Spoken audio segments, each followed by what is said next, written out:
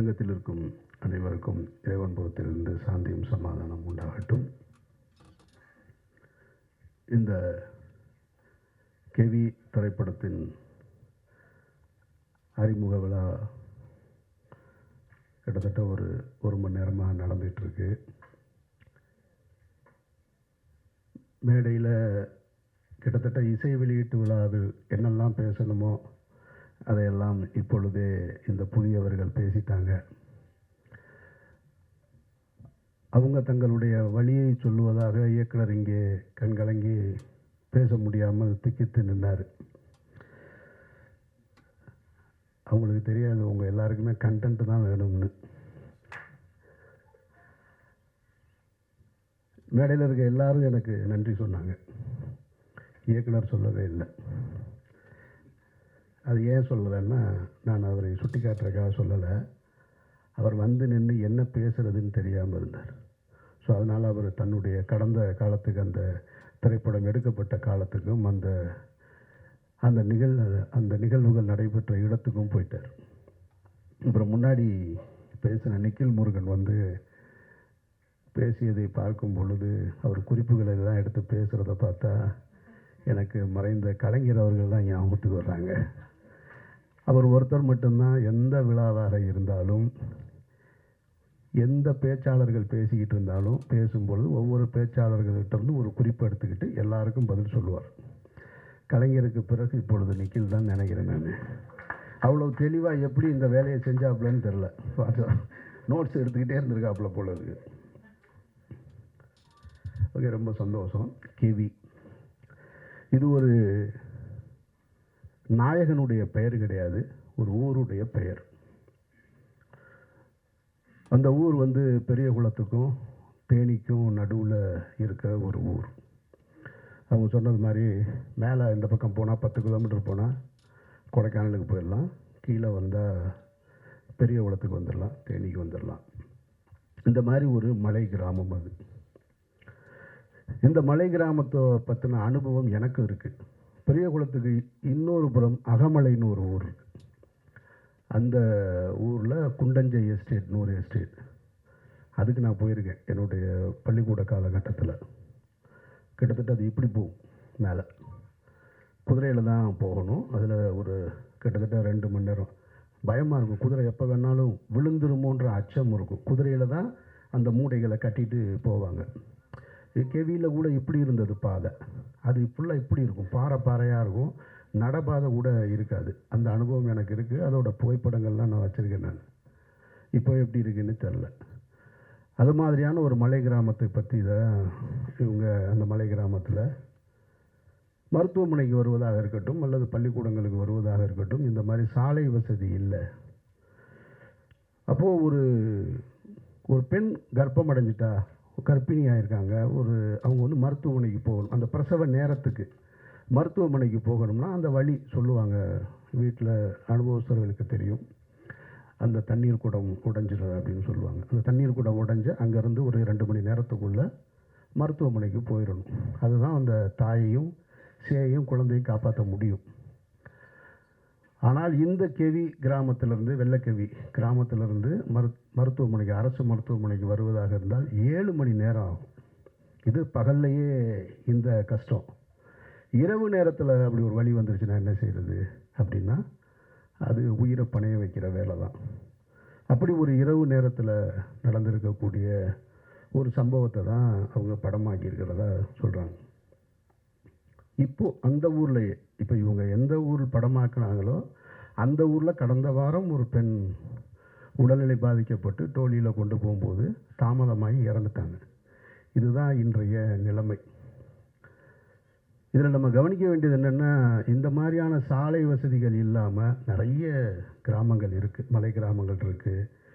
இன்னும் ஆற்றை கடந்து கயிற்று பாலத்தை தொங்கிக்கிட்டு பள்ளிக்கூடத்துக்கு போகக்கூடிய மாணவ மாணவிகள் இருக்காங்க. ஆற்றை கடந்து போகக்கூடிய ஒற்றை பள்ளிக்கூடம் இருக்குது. இதெல்லாம் இருந்துகிட்டே தான் இருக்குது. அப்போ சுதந்திரம் பெற்று இவ்வளவு காலம் ஆகியும் நாம் இன்னும் இது போன்ற விஷயங்களில் வந்து நம்ம மேன்மை அடையலை அப்படின்றது ஒரு வருத்தத்துக்குரிய செய்தி தான். அதை யாரும் மறுக்க முடியாது. அப்போ இங்கே நம்ம கவனிக்க வேண்டியது என்னவாக இருக்குன்னா, ஃபார்முலா ரேஸ் கார் பந்தயம் நடத்துகிற அளவுக்கு நம்ம நாடு முன்னேறி இருக்கு.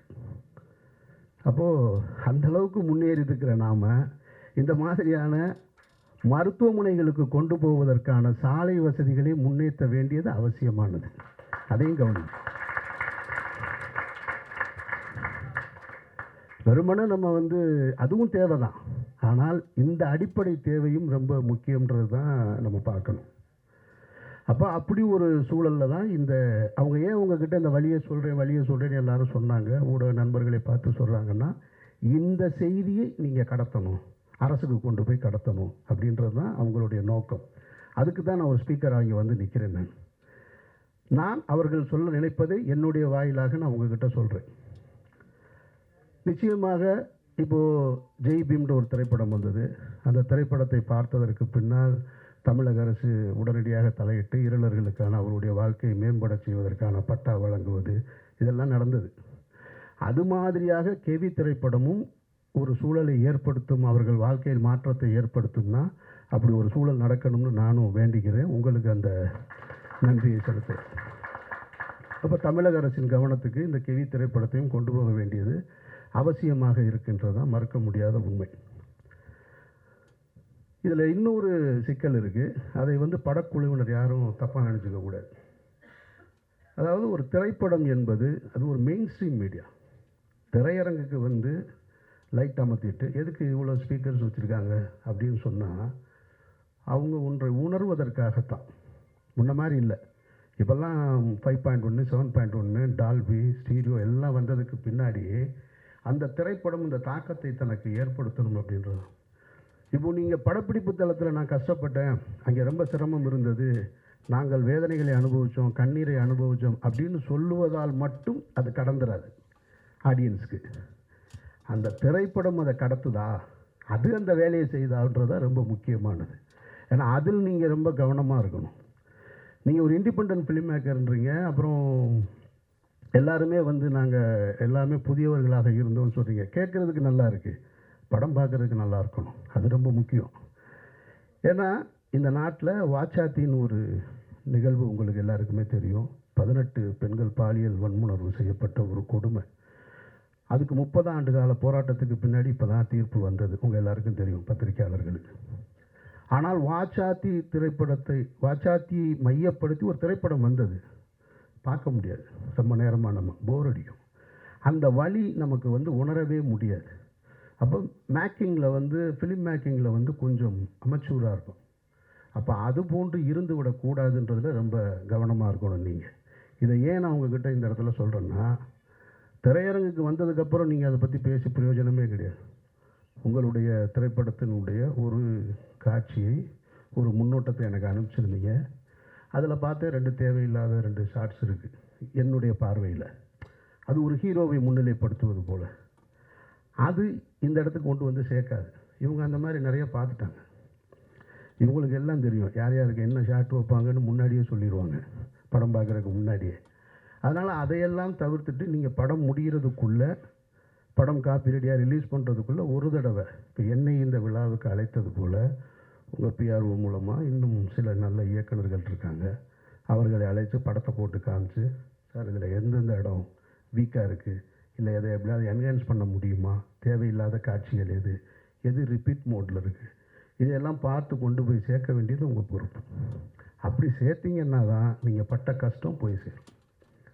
அதை நீங்கள் புரிஞ்சுக்கங்க, அதை தவறாக எடுத்துக்க வேணான்றது தான் என்னுடைய கருத்து. ஏன் அப்படி சொல்கிறேன்னா, சினிமா மெயின் ஸ்ட்ரீம் மீடியா தான் ரொம்ப முக்கியமானது. நீங்கள் எந்த வழியை சொல்வதாக இருந்தாலும், சமீபத்திய உதாரணங்களை நீங்கள் இப்போ சொல்லிக்கிட்டு இருந்தீங்க, வாழை சொன்னீங்க. வாழை மெயின் ஸ்ட்ரீம் சினிமாவுக்கு பக்கத்தில் இருக்குது, அதுதான் அதனுடைய வெற்றி. அதில் நீங்கள் புரிஞ்சுக்கணும். ஆனால் பக்கத்தில் இருக்கக்கூடிய கொட்டுக்காளின்ற திரைப்படம் அது ஃபெஸ்டிவல் சினிமா, அதை நல்லா புரிஞ்சுக்கணும். அது மெயின் ஸ்ட்ரீம் சினிமா கிடையாது. அதுக்காக அது நல்ல படம் இல்லைன்னு அர்த்தம் இல்லை. அது ஃபெஸ்டிவல் மோடுக்காக தயாரிக்கப்பட்ட ஒரு படம்.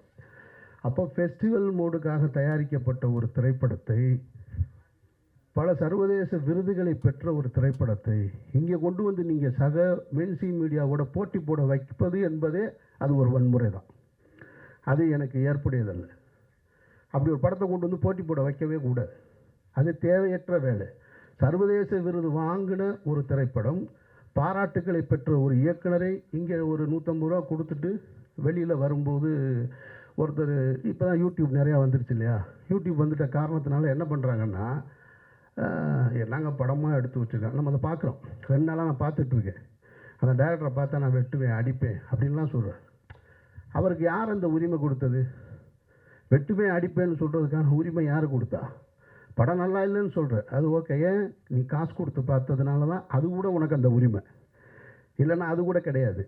அப்போது தேவையற்ற முறையில் என்னை பொறுத்த மட்டும் நான் வந்து கொட்டுக்காளி திரைப்படத்தை நான் எடுத்திருந்தேன், தயாரிச்சிருந்தேன் அப்படின்னா நான் தியேட்டருக்கே கொண்டு வந்திருக்க மாட்டேன்.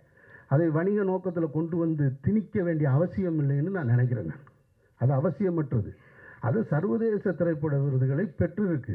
அந்த கண்ணியத்தை அப்படியே கொடுத்துருக்கணும். அதனுடைய தயாரிப்பாளர் ஒரு பிரபல நடிகராக இருக்கிறாரு. அவர் நிச்சயமாக அவருடைய இன்ஃப்ளூயன்ஸை வச்சு அவர் ஓடிடி தளத்துக்கு விற்றுருந்துருக்கலாம். அதோடு போட்ட முதலீடை எடுத்துகிட்டு பிரச்சனையை முடிச்சிருந்தா தேவைப்படுறவங்க அந்த படத்தை போய் ஓடிடியில் பார்த்துருப்பாங்க. இப்போ நீங்கள் கொண்டு போய் 1000 ரூபா பணத்தை கொடுத்துட்டு குடும்பத்தோடு போய் எனக்கு பாட்டு இல்லை, ஓப்பனிங் சீன் இல்லை, மியூசிக் இல்லை, இன்ட்ரோல் பிளாக் சரியாக இல்லை, எண்டு ப்ராப்பராக இல்லைன்னு சொல்ல வேண்டிய அவசியம் எங்கே ஏற்படுது? நான் பாக்கெட்லேருந்து காசு எடுத்து கொடுக்கும்போது வருது. அப்போ அது தேவையற்றது. அப்போ மெயின் ஸ்ட்ரீம் சினிமாவுக்கு என்ன சொல்லணும், ஃபெஸ்டிவலுக்கு என்ன சொல்லணுன்றது நம்ம தெரிஞ்சு வச்சுக்கணும். அதை விட்டுவிட்டு நான் ஃபெஸ்டிவலுக்கு எடுத்த மூடில் ஒரு படத்தை எடுத்துகிட்டு நாளைக்கு கெவியாக கூட இருக்கலாம், இதே படத்தை கொண்டு வந்து நீங்கள் மெயின் ஸ்ட்ரீமில் கொண்டு வந்து வச்சுட்டு என்ன ஆடியன்ஸ் பார்க்க மாட்டேன்றாங்க அப்படின்னு சொல்லக்கூடாது. அது வந்து ஏற்புடையது கிடையாது. அந்த வகையில் ஏன்னா அதுதான் சமீபத்திய உதாரணமாக தான் நான் அதை வச்சு தான் இந்த கெவியையும் சொல்கிறேன். அந்த மாதிரி உங்களுடைய திரைப்படத்தையும் அதுபோல் மக்களுக்கு கொண்டு போய் சேர்க்கக்கூடிய திரைப்படமாக ஆக்கித்தர வேண்டிய பொறுப்பு உங்களுக்கு இருக்குது. அப்புறம் இங்கே நிறைய இருக்குது. இந்த மாதிரி சாலை வசதி இல்லாமல் இந்தியா வந்து ஏசியன் கேம்ஸ் நடத்துறது, அப்புறமா இன்னும் அடுத்து ஒலிம்பிக் கூட கேட்டிருக்காங்களாம். இவங்க ஒலிம்பிக்கு கேட்டிருக்கதா சொல்கிறாங்க. ஆனால் வெளிநாட்டு அதிபர்கள் வரும்பொழுது குடிசையை பூரா பச்சை போட்டு மறைப்பாங்க, நெட்டு போட்டு மறைச்சிக்கிட்டு இருப்பாங்க. ஆனால் இவங்க ஒலிம்பிக் கேட்டு ஆசியன் கேம்ஸ் நடத்துறதுக்கு கிராமங்களை உருவாக்கணும். அப்போ அதுக்கு ஒரு கிராமங்களே உருவாக்குறாங்க. ஒரு விளையாட்டுக்கு ஒரு கிராமங்களை உருவாக்குகிற ஒரு நாடு உண்மையான கிராமத்திற்கு சாலை வசதி ஏற்படுத்தி தர வேண்டும் என்பது மிக மிக அவசியமானது. அதை நம்ம கேட்க வேண்டிய பொறுப்பு நமக்கு இருக்குது. அதை இந்த திரைப்படத்தின் மூலமாக நீங்கள் கேட்டதாக நான் வந்து உணர்றேன். நான் அப்புறம் இந்த படத்தின் தயாரிப்பாளர் இங்கே ஒன்று சொல்லும்போது சொன்னார், என்னை எதுக்கு நடிகை கூப்பிட்டாங்கன்னு தெரிலன்னு. அவர் இயக்குனர் ரொம்ப புத்திசாலித்தனமான வேலையை தான் செஞ்சுருக்கார், நான் நம்புகிறேன். நான் ஏன்னா தெரியும், இந்த மாதிரியான திரைப்படங்களை எடுக்கும்போது ஒரு ஆர்வத்தில் எடுத்துருவாங்க. அப்புறம் ரிலீஸ் டைமில் வரும்பொழுதே போப்பா ஒன்றும் பிஸ்னஸ் இல்லை, அது இல்லை. அப்புறம் நீங்கள் சொன்னீங்க வியாபாரத்துக்கு உண்டான முகங்கள்னு, அப்படிலாம் முகம்லாம் இல்லைங்க. எந்த முகம் நடித்தாலும் வியாபாரம் இல்லை, அது வேறு பிரச்சனை. அவர் தெளிவாக தேர்ந்தெடுத்திருக்காரு. சரி, குறைந்தபட்சம் ஒரு கதாபாத்திரமாக போட்டோம்னா தேட்டர் வரைக்கும் நம்ம கூட நிற்பார்.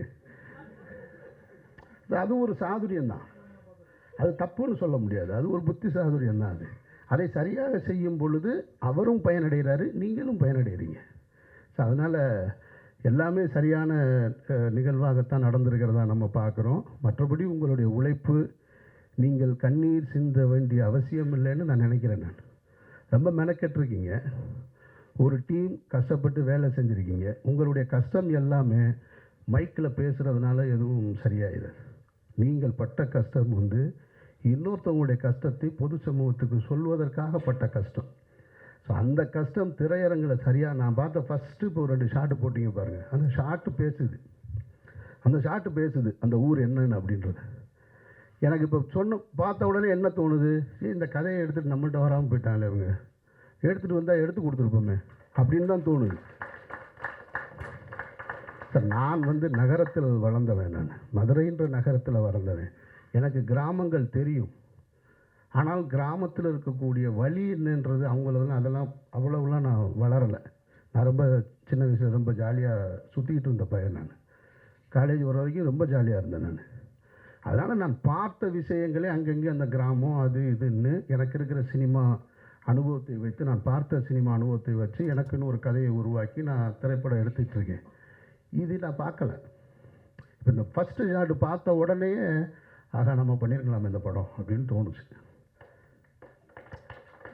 அப்போது நம்ம கடைசியாக வந்து சேர்க்கிறதை விட முதல்லையே நீங்கள் யாரையாவது சந்திச்சிருந்தா இன்னும் சரியாக கூட வந்திருக்கும்னுன்றது எதுவாக இருந்தாலும் நீங்கள் சரியாக பண்ணியிருக்கீங்கன்னு எனக்கு நம்பிக்கை இருக்குது. அந்த ஷாட்டு பார்க்கும்போது முழு படமும் அந்த உணர்வை எனக்கு கொடுத்துருச்சுன்னா நீங்கள் வெற்றி அடைஞ்சிட்டீங்கன்னு அர்த்தம். உங்களுடைய வெற்றி என்பது அரசின் காதுகளுக்கு போய் கேட்டும். எப்படி ஜெய்பீம் திரைப்படத்தை வந்து இந்த மாநிலத்தின் முதல்வர் பார்த்தாங்களோ அதுபோல் உங்களது இந்த திரைப்படத்தையும் படம் நல்லா இருந்துச்சுன்னா பத்திரிகையாளர்கள்ட்ட உங்கள்கிட்ட அன்பாக கேட்டுக்கிறேன், இந்த படம் என்றைக்கு ரிலீஸ் ஆகுதோ காப்பி ரெடி ஆகுதோ அதை பார்த்துட்டு உங்களுடைய விமர்சனங்களில் இந்த திரைப்படத்தை தமிழகத்தின் முதல்வர் பார்க்க வேண்டும்னு கடைசி வரியாக கோடிட்டு எழுதுங்க. இது வரைக்கும் நீங்கள் செஞ்சுருக்க மாட்டீங்க, முதல் முறையாக செஞ்சு பாருங்கள். அதற்கு தகுதியாக இந்த படம் இருக்குமானால் சொல்லுங்கள். ஒருவேளை கொஞ்சம் 1-2 சின்ன சின்ன குறைகள் இருந்தால் கூட மன்னிச்சு விட்டுருங்க, புது டீம் தானே. அதனால் மன்னிச்சு விட்டுட்டு இந்த செய்தியை கொண்டு போய் அரசின் கவனத்துக்கு சேருங்க. ஒருவேளை தமிழக முதல்வரோ அன்றைக்கு இன்றைக்கி இருக்கக்கூடிய அமைச்சர்களோ இந்த படத்தை பார்த்துட்டு அந்த சாலை வசதியை ஏற்படுத்தி கொடுத்தாங்கன்னா அந்த மாற்றம் உங்களால் நிகழ்ந்தது வல்ல இறைவனால் நிகழ்ந்ததுன்னு நானும் நம்பிக்கையோடு காத்திருக்கிறேன். இந்த விழாவுக்கு அழைத்ததற்கு நீங்கள் எல்லாரும் வந்து நின்று இந்த படத்தை பற்றி மக்களிடத்தில் கொண்டு போய் சேர்க்கிறதுக்கு என்னுடைய நெஞ்சார்ந்த நன்றி. அனைவருக்கும் வணக்கம். அமீர் மாலி பெரிய ஜாம்பான்களுக்கும் இடையில் என்னையும் பேச வைத்த என் அம்மா, அப்பா, மனைவி மற்றும் கடவுளுக்கு நன்றி. புது டீம், புது விஷயங்கள் அப்படின்னு சொல்லி ஜான் வந்து சப்போர்ட் பண்ணுனாரு. எங்கள் யூனியனோட செயலாளர், பல மாநாடு உள்ளிட்ட பல வெற்றி படங்களுக்கு பணியாற்றி கொண்டிருப்பவர். அவர் சொல்லும்போது அமீர் சார் வந்தால் நல்லா இருக்கும்போது, ஆமாம் நிச்சயமாக புது டீமுக்கு புது விஷயங்களுக்கு குரல் கொடுப்பவர் அமீர், அதனால் அமீரை கூப்பிடுவோம் அப்படின்னாங்க. அந்த மாதிரி இந்த படக்குழுவினர் ஜான், நான் உள்ளிட்ட யாரும் அவரை ஃபோனிலோ நேரிலோ அழைக்கவில்லை. வாட்ஸ்அப்பில் ஒரு வாய்ஸ் நோட் போட்டோம், வரேன்னு உடனே மெசேஜில் அனுப்பிச்சார். ஸோ வாட்ஸ்அப்பில் குரல் கொடுத்தாரு. நல்ல படங்களுக்கு குரல் கொடுப்பவர் அமீர் என்பது இங்கே ஊர்ஜிதமாக இருக்கிறது. டிஓபி ஒரு விஷயம் சொன்னார், எங்கள் யாருக்குமே எக்ஸ்போஷர் இல்லை, அதனால் வந்து நாங்கள் கஷ்டப்பட்டு தான் வந்தோம் அப்படின்னாங்க. உங்களுக்கு எக்ஸ்போஷர் இல்லாமல் இருக்கலாம், ஆனால் நீங்கள் படத்தை விஷுவல் பார்க்கும்போது உங்களோட வச்ச ஷார்ட்டோட ஃப்ரேம் நல்ல எக்ஸ்போஷர் நல்லா இருந்ததுனால தான் அது ரொம்ப பிரமிப்பாக இருந்தது. அப்புறம் இசையமைப்பாளர் சொன்னார், ஈசன் சொன்னாலும் ரேஷன் கிடைக்கல அப்படின்னாரு. நீங்கள் சொன்ன நேரம் இன்னைக்கு கிருஷ்ண ஜெயந்தி, ஒருவேளை கிருஷ்ணர் ரேஷன் கிடைக்க வைப்பாரான்றது நம்ம பார்ப்போம் இன்னைக்கு. அப்புறம் கணேஷ் சார் சொன்னார், இங்கே நான் ஃபஸ்ட்டு கதை கேட்டேன், இங்கே யாருக்குமே எக்ஸ்பீரியன்ஸ் இல்லை, எப்படி எடுக்கிறதுன்னு சொன்னார். இதில் ஒரு விஷயம் வந்து எனக்கும் அது நடந்தது. நான் வந்து சீரியல்ஸ் மட்டும் பிஆர்ஓ பண்ணிட்டு இருக்கும்போது ஒரு பட வாய்ப்புக்காக போயிட்டு போது ஒரு பெரிய ப்ரொடியூசரை சந்தித்து வாய்ப்பு கேட்டும்போது ஒரு 20 நிமிஷம் பேசினார். பேசும்போது ஃபஸ்ட்டு 1 மினிட்லேயே அவர் எனக்கு வாய்ப்பு கொடுக்க மாட்டாருன்னு தெரிஞ்சிருச்சு. அவர் திரும்ப உங்களுக்கு எக்ஸ்பீரியன்ஸ் இல்லை, நீங்கள் என்ன பண்ணுவீங்க, உங்களால் பெரிய ப்ராஜெக்ட் ஹேண்டில் பண்ண முடியாது, உங்களுக்கு எக்ஸ்பீரியன்ஸ் இல்லைன்னு சொன்னார். நான் சொன்ன ஒரே ஒரு விஷயம் சார், எனக்கு திறமை இருக்கா இல்லையான்றது நீங்கள் வேலை கொடுக்காமலே பார்க்க முடியாது. எக்ஸ்பீரியன்ஸ் வேணுன்றீங்களே, நம்ம வீட்டில் பையனுக்கோ பொண்ணுக்கோ கல்யாணம் பண்ணும்போது மாப்பிள்ளைக்கோ பொண்ணுக்கோ எக்ஸ்பீரியன்ஸ் இருக்கான்னு யாரும் பார்க்கறது இல்லை. நல்ல திறமை இருக்கா, நல்ல குடும்பம் இருக்கான்னு தான் பார்க்குறோம். அது மாதிரி என்கிட்ட திறமை இருக்குது, நீங்கள் வாய்ப்பு கொடுங்கன்னு சொன்னேன், எனக்கு கொடுத்தாங்க. அதனால் கணேஷ் சார், இவர்கள் திறமையானவர்கள், திறமையை நம்பி நீங்கள் வந்து படம் ஆரம்பிச்சிருக்கீங்க, வாழ்த்துக்கள். இயக்குனர் பேசும்போது சொன்னார், 4-5 வருஷத்தோட ஹார்ட் ஒர்க் அப்படின்னு சொன்னார். உங்களோட வெற்றி தள்ளி தான் போயிருக்குது தவிர தவறி போகவில்லை. சமீபத்தில் ஒரு நண்பர் ஒருத்தர் சொன்னார், இந்த மண்ணின் மகிமை என்னன்னா, நாம் என்ன புதைச்சாலுமே அது மக்கி போயிடும், ஆனால் விதை மட்டும் புதைச்சாதான் விதை முளைக்கும்னாரு. அது மாதிரி இந்த கெவி மண்ணின் மக்களின் வலியை நீங்கள் விதைத்தீர்கள், நிச்சயமாக அது மலரும் என்பதை நான் சொல்லுகிறேன். இந்த வலி நிச்சயமாக முளைக்கும். படம் வெளியீட்டிற்கு பிறகு பேசாத வாய்கள் பேசும், எழுதாத பேனாக்கள் எழுத வைக்கும். வாய்ப்பு கொடுத்த அனைவருக்கும் நன்றி, வணக்கம்.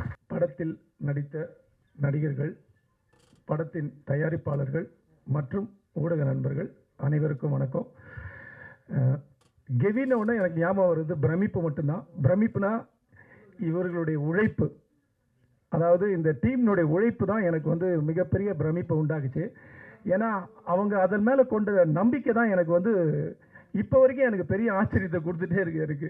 அந்த நம்பிக்கையில் தான் இந்த மொத்த படமும் ட்ராவல் ஆகிருக்கு. ஏன்னா அதனுடைய டெரெயின் வந்து எப்படின்னா, நான் முறை போனப்போ நான் தான் சொன்னேன், அந்த 8 கிலோமீட்டர் அந்த வட்டக்கனால்லேருந்து கீழே இறங்கி போன அப்புறம் நான் சொன்னது, எத்தனை பேருக்கு ஞாபகம் இருக்குன்னு தெரியல இவங்களுக்கு, இந்த ஹாஸ்பிட்டல்ஸ்லலாம் இப்போ இந்த ஹெல்த் செக்கப் பண்ணுறாங்கல்ல, body full checkup, MRI, CT scan, அதெல்லாம் எதுவுமே தேவையில்லை. நீங்கள் அந்த 8 கிலோமீட்டர் நடந்து போனீங்கன்னா உங்கள் பாடி என்ன கண்டிஷனில் இருக்குன்றது நீங்கள் உணரலாம். ஏன்னா அவ்வளோ கஷ்டமான டெரெயின். ஏன்னா இவனுங்கெல்லாம் சாதாரணமாக ஒரு வாட்டியும், ஏன்னா அந்த ஊருக்கு ஒன்று தான், இவங்க ஒன்று தான் பண்ணல இந்த டீமு. அந்த ஊரில் ரேஷன் கார்டும் ஆதார் கார்டு மட்டும்தான் எடுக்கலன்னு நினைக்கிறேன். மற்றபடி அங்கேயே தான் மொத்தமாக செட்டில்டு இவனுங்க எல்லாருமே. அதுதான் எனக்கு மிகப்பெரிய ஒரு ஏன்னா நான் முதல் டைம் போனப்போ நான் அந்த டென்ட்டில் தான் தங்கணும் வெளியில். அதான் டென்ட்னா கேம்பிங் டென்ட். அது வந்து எனக்கு எத்தனை சினிமா குரூ அப்படி நடக்குதுன்னு தெரியல. ஏன்னா எப்படினாலும் அதில் நடித்த கதாநாயகனாக இருக்கட்டும், இல்லை கதாநாயகி, எல்லாருமே வந்து அந்த கேம்பிங் டென்ட்டில் தான் தங்கினாங்க. அதாவது கெவி அந்த அந்த அந்த ஊர் கேம்பிங் டென்ட்டில். ஸோ இதன் உழைப்பு, இந்த உழைப்புக்கு கண்டிப்பாக ஒரு அங்கீகாரம் கிடைக்கும்னு நினைக்கிறேன். அதற்கு இங்கு வந்த அனைவருக்கும், அதாவது நம்ம அமீர் ஐயா இதை நம்பி வந்திருக்காரு. இந்த மாதிரி ஒரு இதில் சின்ன டீம் பெரிய டீம்லாம் எனக்கு அதில் நம்பிக்கை இல்லை. எனக்கு இது ஒரு டீமு. இந்த டீம் வந்து ஒன்று பண்ணியிருக்கு. ஒரு பெரும் உழைப்பை நம்பி மட்டும்தான் இது பண்ணியிருக்காங்க. ஸோ இந்த உழைப்புக்கு எல்லாருடைய ஆதரவும் தேவை. இதுதான் துவக்கப்புள்ளி. இன்னும் நிறைய மேடைகள் இருக்குது. ஸோ படம் ரிலீஸ் ஆகிற வரைக்கும் ஸோ அதற்கு எல்லாருக்கும் உங்களுடைய ஒத்துழைப்பும் உங்களுடைய அன்பும் தேவைப்படுது. நன்றிங்க. கிட்டத்தட்ட வந்து இதோட பயணம் வந்து ஒரு 4 வருஷம். இந்த 4 வருஷத்தில் வந்து 4 பேரோட ஆரம்பித்த இந்த பயணம் இன்றைக்கி 40 பேரோட. யாருமே எந்த ப்ராஜெக்ட்டுமே இது வரைக்கும் ஒர்க் பண்ண போகல. வி ஆர் இண்டிபெண்டன்ட் டேரக்டர்ஸ், அவ்வளோதான். Independent directors and independent team. யாருமே யார்ட்டையும் ஒர்க் பண்ண முடியல. சரி, நாங்கள் சேர்ந்து ஒரு படம் பண்ணலாம்,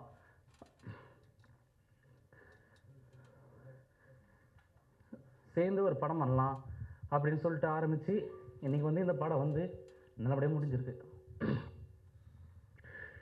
இதோடைய பயணத்தை வந்து சிம்பிளாக வந்து சொல்லிட முடியாது. காரணம் என்னென்னா, கெவி வந்து எங்களுக்கு கிடைச்ச ஒரு வரம். அந்த படம் அதோடைய தன்மையிலிருந்து அந்த மக்கள் ஃபேஸ் பண்ணுற ஒவ்வொரு பிரச்சனையும் உண்மைத்தன்மையாகவும் அழுத்தமாகவும் மக்களுக்கான படமாக இதை முடிஞ்ச அளவுக்கு உருவாக்கியிருக்கும். ஒவ்வொரு டைமும் அந்த மக்கள் வந்து ஃபேஸ் பண்ணுற பிரச்சனையை வந்து ஒரு 110 டேஸ் அங்கே தங்கி நாங்கள் ஷூட் பண்ணியிருக்கோம். இந்த 110 டேஸும் அந்த மக்கள் சுமக்கிற சுமையை, அந்த குதிரை சுமந்துட்டு போகுது. அந்த குதிரை சுமக்கிற சுமையும் அந்த மக்கள் சுமக்கிற சுமையும் சொல்லி மாளாது. சின்ன அரிசி பருப்பு வாங்கினா கூட அந்த மக்கள் வந்து இந்த பாதியில் நடந்து போய் டவுனுக்கு போய் தான் அந்த அரிசி பருப்பு வாங்கிட்டு வரணும். சொல்லப்போனால் அந்த மலை கிராமத்தில் ரோடு வசதி இல்லாமல் 5 ஊர் இருக்குது. 5 ஊருக்குமே டிஸ்டன்ஸ் வந்து 10 கிலோமீட்டர். ஒரே ஒரு ஒத்தடி பாதை மட்டும்தான். அங்கே வந்து டாய்லெட் கிடையாது, மெடிக்கல் ஃபெசிலிட்டி கிடையாது. ஈவன் இவங்க ரேஷன் வாங்கினா கூட ஒரு திருவிழா மாதிரி ரேஷன் வாங்கினா அந்த பாதையில் ஒட்டுமொத்த ஊரும் ஒரு 40 பேர் 50 பேர் அந்த சாக்கு பையை தூக்கிட்டு ஒரு அடிமைகள் போவாங்க பார்த்தீங்களா, ஒரு அடிமைகள், ஒரு ஸ்லேவ் எப்படி வந்து இருப்பாங்களோ அந்த மாதிரி ஃபீல்டில் வந்து அவங்கள பார்க்கும்போது எனக்கு அவ்வளோ கஷ்டமாக இருக்கும். அந்த 40 பேரும் அந்த ரேஷனை வாங்குறதுக்கு நடந்து போய் கொடைக்கானல் டவுனில் வாங்கிட்டு வந்துட்டுருக்காங்க. ரேஷன் கடை கூட அங்கே கிடையாது. இந்த மாதிரி சினாரியோவில் வந்து அந்த மக்கள் நாங்கள் இருக்கும்போது வந்து மிட் நைட்டு ஷூட்டிங் போயிட்டுருக்கு. ஒரு அம்மாவுக்கு வந்து உடம்பு முடியல. ஒட்டுமொத்த ஊரும் பெரிய போராட்டம். ஈவினிங் வந்து ஒரு 6 மணி. ஆக்சுவலி என்னென்னா, அங்கே வந்து நீங்கள் ஃபாரஸ்ட்டில் போனீங்கன்னா நம்ம இங்கே இருக்கிற ஸ்ட்ரீட் லைட்ஸ் அதெல்லாம் எதுவுமே இருக்காது. ஒரு ஒத்தடி பாதை, அனிமல்ஸ் அந்த மாதிரி தான் போயிட்டுருக்கோம். அந்த ஒத்தடி பாதையில் மிட் நைட்டில் ஏற்றம் ஸ்லோப்பில் வந்து நம்மளால் மூச்சு பிடிச்ச மாதிரி ஒரு 5 நிமிஷம் கூட நடக்க முடியாது. ஆனால் வேறு வழியே இல்லை.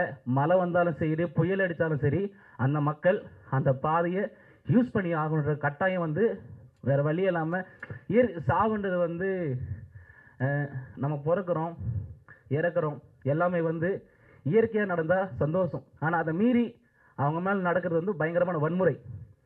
இந்த வன்முறையை வந்து நான் யாரை தப்பு சொல்கிறதுன்னு சொல்லலை. பட் இந்த நிலைமை மாறுன்ற ஒரே ஒரு மோட்டிவ் தான் இந்த படம். எப்படியாவது யாராவது இந்த நிலைமையை மாற்றிட மாட்டாங்களா? நான் அவங்கன்னு சொல்ல விரும்பல. எப்படியாவது இந்த நிலைமை மாறணும், யாராவது பார்வைக்கு இந்த ஊர் போகணும். இந்த மக்கள் வந்து டெய்லியும் நடந்து போய் கொடைக்கானல் டவுனில் இருக்கிற எல்லாரையும் பார்த்துட்டு தான் வந்துட்டுருக்காங்க. பஸ்ஸு போகுது, காரு போகுது, ஆட்டோ போகுது, டூ வீலர் போகுது, எல்லாமே போகுது. அவங்க கொடைக்கானலில் போயிட்டு அரிசி பருப்பு வாங்கிட்டு எல்லாத்தையும் பார்த்துட்டு திருப்பி அவங்க ஊருக்கு நடந்து தான் வந்தாகணும். அப்போ அவங்க மன வலிமை இத்தனை ஆண்டு காலமாக ஓல்டு கொடை, அது கிட்டத்தட்ட 800 வருஷமாக அந்த ஊர் இருக்குது. கொடைக்கானலுக்கு ரோடு வந்துச்சு, அந்த ஊருக்கு ரோடு வரல. ஆனால் கொடைக்கானல் ஹிஸ்ட்ரி எடுத்து பார்த்தீங்கன்னா அந்த ஊர் தான் கொடைக்கானலுடைய ஆர்ஜினே, அதுதான் அந்த ஊர் தான் கொடைக்கானலுடைய ஆர்ஜின். ஆனால் கொடைக்கானல் டூரிசம்ன்றதுனால கொடைக்கானலுக்கு ரோடு வந்துடுச்சு, அந்த இடத்துக்கு வந்து ரோடு வரல. அவங்க அந்த மக்கள்கிட்ட நாங்கள் டிஸ்கஸ் பண்ணும்போது அவங்களுடைய ஒரு கேள்வி என்னவா இருக்குது அப்படின்னா, இன்றைக்கும் வந்து அவங்க வந்து வயசானவங்க எல்லாமே வந்து அழுகுறாங்க. எப்படியாவது வந்து எங்கள் நிலமை மாறிடாதா, என்னுடைய பேரன் என் பேத்தி. இப்போ நீங்கள் டோலி பார்த்துருப்பீங்க, அதில் சொல்கிற ஒரே ஒரு விஷயந்தான், அவங்க தாத்தா சுமந்து, அவங்க அப்பா சுமந்து, இன்னைக்கு இவங்க சுமந்து, நாளைக்கு வேற யாரோ சுமந்து தோள்பட்டெல்லாம் உங்களுக்கு காப்பு நீங்கள் அவங்க எல்லாருடைய தோள்பட்டையும் பார்த்தீங்கன்னா அந்த மூங்கில் கம்பு இருக்குது பார்த்தீங்களா, நீங்கள் டோலி பார்த்துருப்பீங்க. அந்த மூங்கில் கம்பு வந்து இந்த இடத்துல பார்த்தீங்கன்னா வயசானவங்க எல்லாருமே காப்பு காய்ச்சி போயிருக்கும். அவ்வளோ கொடுமையாக தான் இன்றைக்கி வந்து அவங்க இருக்கிறாங்க. அந்த அந்த அந்த அந்த தோள்பட்டையை பார்க்கும்போது அழுவாங்க. ஆக்சுவலி என்னைக்கு இது மாறும், திடீர்னு வந்து ஒரு தோட்டத்தில் இருப்பாங்க, இல்லை இது மாதிரி ஆச்சுரா சீக்கிரம் வாங்கினான்னா ஊரில் இருக்கிற எல்லாமே தனி தோட்டம், அங்கே ஃபோன் டவர் கூட கிடைக்காது. நீங்கள் ரீச் பண்ணால் கூட இப்போ சொந்தக்காரர் ஒருத்தர் தோட்டம் எப்போ இருக்குன்னா இதுதான் ஊர், தோட்டத்துக்கே அவங்க மலைக்குள்ளே இருந்து 2 கிலோமீட்டர் 3 கிலோமீட்டர் தள்ளி போகணும். அவங்க இன்கேஸ் அப்போ தோட்டத்தில் இருக்கிறவங்க ஏதாவது ஒன்று ஆச்சு அப்படின்னா அந்த இன்ஃபர்மேஷன் ஊரில் இருக்கிற ஒவ்வொரு தோட்டத்திலும் போயிட்டு நடந்து போயோ ஓடி போயோ சொல்லி எல்லாரும் வந்து அசம்பிள் ஆகி, மூங்கில் வந்து ஊரில் கிடையாது, மூங்கில் வெட்டத்துக்கு 3 கிலோமீட்டர் போகணும். அந்த அவங்கள சுமந்துட்டு போகிற அந்த மூங்கிலை வெட்டுறதுக்கே காட்டுக்குள்ளே வந்து 3 கிலோமீட்டர் போயிட்டு அந்த மூங்கிலை வெட்டிட்டு வர ரெடிமேடெல்லாம் வச்சுக்க முடியாது. இங்கே மூங்கில் காஞ்சி போயிடும், நிறைய விஷயங்கள் இருக்குது. எப்பயுமே மூங்கிலுடைய ப்ராசஸ் என்ன அப்படின்னா, ஒரு மூங்கிலை கட்டுறாங்க அப்படின்னா பச்சை மூங்கில் 9 கன்று வச்சு வெட்டுவாங்க. ஏன் அந்த 9 கன்று அப்படின்னா, நம்மளுடைய 5 feet 6 feet நம்முடைய ஹியூமனுடைய பாடி 5 feet 6 feet அந்த மாதிரி இருந்துச்சு அப்படின்னா அந்த லென்த்துக்கு அவங்கள கட்டிட்டு லாஸ்ட் 2 கண்ணும் கடைசி 2 கண்ணும் வந்து ஆளுங்க சுமந்துப்பாங்க. ஒட்டுமொத்த ஊர் அவங்கள தூக்கிட்டு போகும், ஊர் கூடி தேர் இழுப்பாங்க சொல்லுவாங்க பார்த்தீங்களா. ஆனால் இந்த குடும்பம் வந்து இந்த மாதிரி ஒரு சினாரியில் வந்து வரக்கூடாது. அவ்வளோ கஷ்டமாக இவ்வளோத்துக்கு மனசு நொந்து போயிட்டு எல்லாம் ஊரை விட்டு போகிறதுக்கு வந்து நிறைய பேர் அவங்க சொல்லுவாங்க, நீங்கள் வந்து இங்கே ஏன் இருக்கீங்க, கிளம்பி மேலே வர வேண்டியது தானே. அந்த ஒரே ஒரு கேள்வி என்னதான் எனக்கு இருக்க ஒரே ஒரு இது என்னன்னா, எதுக்கு அவங்க வரணும். இப்போது அவங்க ஊருக்கு வந்து ஒரு கேஸ் சிலிண்டர் போகுது, என் கேள்வி அதுதான். அவங்க ஊருக்கு வந்து ஒரு கேஸ் சிலிண்டர் போகுது, ஒரு கேஸ் பில்லை வச்சு என்னால் வந்து ஒரு அட்ரஸ் ப்ரூஃப் வாங்க முடியும், என்னால் வந்து பேங்க்கில் வந்து ஈஸியாக என்னால் பேங்க் அக்கௌண்ட் ஓப்பன் பண்ண முடியும். அவங்களுக்கு தேவையான எல்லாமே வந்து அவங்கள தேடி போகுதுன்னு சொல்ல வரல, ஒரு கேஸ் போகுது அவங்க ஊருக்கு. அந்த இன்னொரு விஷயம் என்னென்னா, அந்த கேஸ் ஒரு வீட்டுக்கு எடுக்கணும்னா அந்த இப்போ இண்டியன் கேஸோ இருக்கிற மற்ற கேஸ் கம்பெனி எதுவாக இருந்தாலுமே ஃபஸ்ட்டு போய் வெரிஃபை பண்ணுவாங்க. எப்பயுமே நீங்கள் கேஸ் எடுத்திங்கன்னா உங்கள் வீட்டிலேருந்து வெரிஃபை பண்ணுவாங்க. அந்த மாதிரி ஒரு 2 பேர் கேஸ்லேருந்து அந்த பாதியில் நடந்து போய் வேர்த்து விறுவிறுத்து உப்பு பூத்து அந்த ஆள் வரும்போது கேட்குறான். ஒரு நாள் நாங்கள் வந்து ஷூட்டிங் முடிச்சு ஏறி வரோம், இந்தியன் கேஸ்லேருந்து ஒரு 2 பேர் நடந்து வந்துட்டு இருக்காங்க, எங்கெங்கே போயிட்டு வரோன்னு கேட்டால், நாங்கள் அப்போ தான் ஷூட்டிங் முடிச்சுட்டு நாங்கள் மேலே போய் ரிட்டன் கீழே இறங்கிட்டு இருக்கோம், இவன் வெள்ளைக்கு போயிட்டு வந்துட்டுருக்கோம் அப்படின்னு சொல்லும் போது உப்பு பூத்து எப்படிங்க இவங்களாம் இங்கே இருக்காங்க. மனநலம் ஒரு பேசிக்காக இருக்கிற மக்களுடைய மனநலம் என்னவா இருக்குன்னா, ஒரு நாள் நடந்ததுக்கான அவங்களுடைய மன வலிமை, ஒரு நாள் நடந்ததுக்கு அவங்க சொல்கிற ஒரு ஸ்டேட்மெண்ட், எப்படிங்க இந்த மக்கள் வந்து இங்கே இருக்காங்கன்னு கேட்குற. அப்போது ஒவ்வொரு நாள் இதுதான் அவங்க வாழ்க்கைன்னு இருக்குல்ல, இது வந்து எப்போ மாறும் எப்படி மாறுன்ற கேள்வியோடு தான் இன்றைக்கி இருக்காங்க. இந்த படம் வந்து எனக்கு அதோடைய பாதையை, இந்த படம் வந்து எல்லா வழியும் மறைச்சி அவங்களுக்கு ஒரு பாதையை உருவாக்கி கொடுத்துச்சு அப்படின்னா அது மட்டுமே எங்கள் மொத்த டீமுக்கும் போதும். தேங்க்யூ, நன்றி. இந்த படத்தில் நான் வந்து ஒரு நடிகையாக ஒர்க் பண்ணல, அக்காவாக தான் ஒர்க் பண்ணியிருக்கேன்.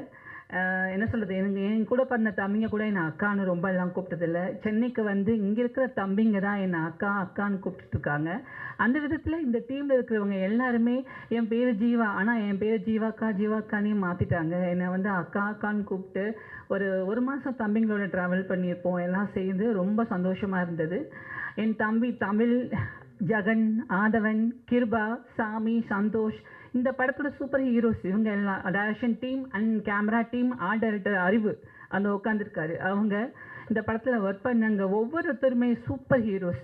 இந்த படத்தில் அவங்க கூட சாப்பிடாம இருந்துட்டு நடித்தவங்களுக்கு சாப்பாடு நிறைய டைம் வந்து சாப்பாடு அவங்களே செஞ்சு தான் கொடுக்க முடியும், மேலேருந்துலாம் கொண்டு வர முடியாது. தண்ணியும் அங்கே கிடையாது. தண்ணி வந்து பனி உருகி ஒரு டம்மில் போய் விழுந்து அதை ஃபில்டர் பண்ணி பிடிச்சி கொண்டு வருவாங்க. சில சமயம் மேலேருந்து கேனில் தூக்கிட்டு வருவாங்க. சிவான்னு ஒரு அண்ணா எங்களுக்கு அங்கே உறுதுணையாக ஹெல்ப் பண்ணிட்டு இருந்தாங்க. அந்த அண்ணாவுக்கும் இந்த நேரத்தில் நாங்கள் நன்றியை சொல்லிக்கிறோம். இந்த படத்தில் ஒரு பாடல் கவி பேரரசு வைரமுத்து அவர்களும் தேனிசை தென்றல் தேவா சார் அவருங்க பாடியிருக்காங்க. ஸோ தம்பி பாலாவோட மியூசிக்கில் சீக்கிரம் அந்த சாங் வந்து ரிலீஸ் பண்ணுவாங்க. இப்போ ரீசெண்டாக நெட்டில் வந்து அந்த சாங்கோட இதுதான் வைரல் ஆகிட்டுருக்கு, பார்த்துருப்பீங்க. ஸோ எங்கள் படத்தில் எல்லாம் சொன்னாங்க இப்போது தமிழ் சினிமா வந்து மறுபடியும் பழைய ரூட்டுக்கு திரும்பி இருக்குது. நல்ல கதைகள் எப்படி இருந்தாலும் ஜெயிக்கும் அப்படின்ற ஒரு காலம் உருவாகி இருக்குது. அதுக்கு எடுத்துக்காட்டாக இப்போ ஒரு 4-5 படங்கள் வந்து ரிலீஸ் ஆகிருக்கு. எல்லாமே சூப்பராக போயிட்டுருக்கு. கதைகளுக்கு முக்கியத்துவம் உள்ள படங்கள். அந்த வரிசையில் இந்த டைமில் எங்கள் படத்தோட அறிவிப்பு வந்தது எனக்கு ரொம்ப சந்தோஷமாக இருக்குது. இதையும் நீங்கள் தூக்கி கொண்டாடுவீங்கன்ற நம்பிக்கை எனக்கு ரொம்ப ரொம்ப இருக்குது. இந்த நேரத்தில் எங்களுக்கு சப்போர்ட் பண்ணுறதுக்காக வந்திருக்கிற நம்மளுடைய உயர் திரு அமீர் சார் அவர்களுக்கு ரொம்ப நன்றி. நம்ம கணேஷ் சார் அவர்களுக்கும் நன்றி. இங்கே வந்திருக்க பண்பலை நேயர்கள் அண்ட் யூடியூப் சோஷியல் மீடியாவில் இருக்கிற அத்தனை நண்பர்களுக்கும் நன்றியை தெரிவிச்சுக்கிறேன். எங்கள் படத்தில் ஒர்க் பண்ண அத்தனை பேருக்கும் என்னுடைய நன்றியை தெரிவிச்சுக்கிறேன். நன்றி, வணக்கம்.